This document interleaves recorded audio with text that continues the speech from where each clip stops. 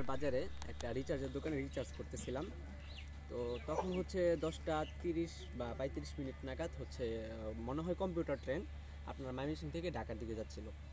তো তখনই হচ্ছে মানুষ দেখি দৌড়াদৌড়ি ছোটাছুটি করতেছে। তো তাকে দেখি যে এখানে একটা মানে মানুষ আর কি পড়ে রয়েছে। তো সেই সুবাদে হচ্ছে যে আমরা আসছি অনেকের সাথে।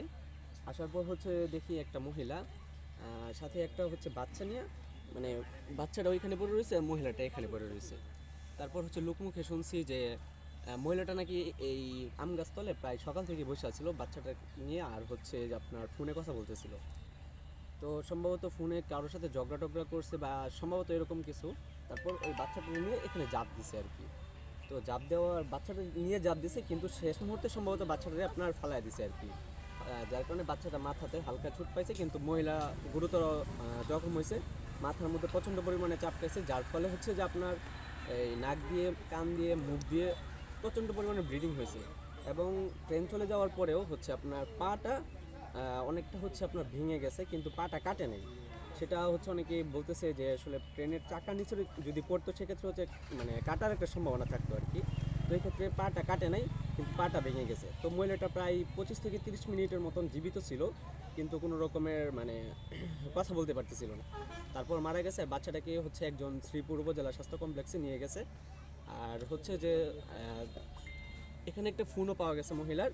ওই ফোনে কন্ট্যাক্ট করার পর জানতে পারলাম যে মহিলার বাসা হচ্ছে আপনার গোপালগঞ্জ, আর মহিলাটা হচ্ছে আপনার পেপির বাড়ি বা ওই দিক থেকে ভাড়া থাকে। নামটা কি বলছিল? মহিলার নামটা আসলে সঠিক মনে নেই আমার। তো টেপির বাড়িতে ভাড়া থাকে আর কি। তো ওইখান থেকে ওনার অনেক আত্মীয় স্বজন আসছে, আইসা হচ্ছে মহিলাকে সম্ভবত শ্রীপুর নিয়ে গেছে অথবা হচ্ছে বাসায় নিয়ে গেছে। কোনো মোবাইল নাম্বার? মোবাইল নাম্বারটা হচ্ছে জসিম কাকার কাছে থাকতে পারে, আমার কাছে আর কি নাই। কয়টার দিকে ঘটনাটা? যে অনুগুণ লড়তাছে তে নিয়ে যাও। ঠিক আছে, অন মেডিকেল নিছে না কই নিছে তা বলতে পারি। কি হয়েছিল এখানে আর কি 10 জনের কাছে যা শুনছি, ওই আম গাছ তলে একটা বাচ্চা নিয়ে, মেয়ে একটা বাচ্চা নিয়ে উনি বসে দুধ খাওয়াইতেছে। কতক্ষণ পরে আমরা হোটেলে নাস্তা খাই বার হইছি, পরে দিই লোকজনে এখানে দৌড় ফেরে আসলাম, আইসা শুনি যে এরকম সে জাপ দিতেছে।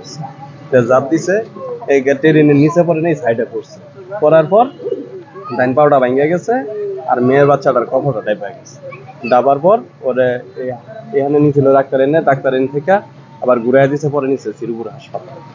এরপরে আর আমরা বলতে পারি। ওরা কয়েকটা মহিলা মারা গেছে, পরে আইসা দিয়ে বাচ্চারা লইয়া ডাক্তারের কাছে গেছে, ডাক্তারে রাখছে না, না রাখতে পরে আমারে স্থানীয় দুলুপুর বাড়ির জসিমে পরে আমারে ফাটাইছে। পরে তার বাপ আইছে, তার বাপারা তো বুঝাই দেখতে, পরে ঝগড়ে এলাম না।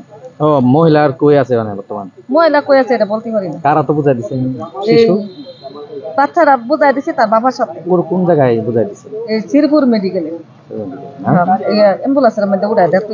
তো তারা চলে হ্যাঁ খারো আমারে ভাষা আলাদা বাগা। হ্যাঁ